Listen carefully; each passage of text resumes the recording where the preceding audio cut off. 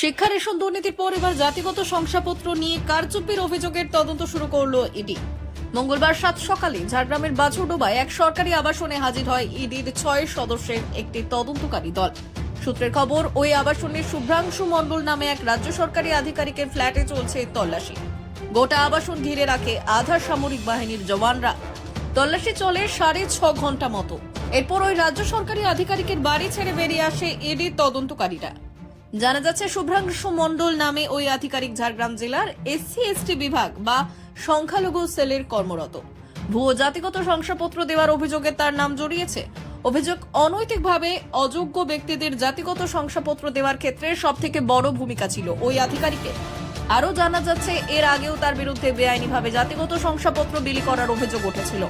তদন্তের পর বেশ কয়েকটি শংসাপত্র বাতিল করা হয়, কিন্তু তারপরেও থামেননি WBCS পদমর্যাদার ওই আধিকারিক। এবার সরাসরি ইডি তদন্তে নামলো তার বিরুদ্ধে। এদিন সকালে কেন্দ্রীয় বাহিনীর সঙ্গে নিয়ে ইডি আধিকারিকরা ওই আবাসনে হানা দেওয়ার পর খবর পেয়ে পৌঁছে যায় স্থানীয় থানার পুলিশ। তবে ইডি তল্লাশি চালানোর বৈধ কাগজপত্র দেখাতে সরে যায় পুলিশ।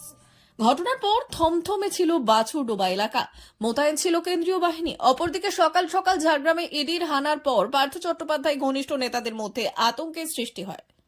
ব্যুরো রিপোর্ট, আজকের ঝাড়গ্রাম।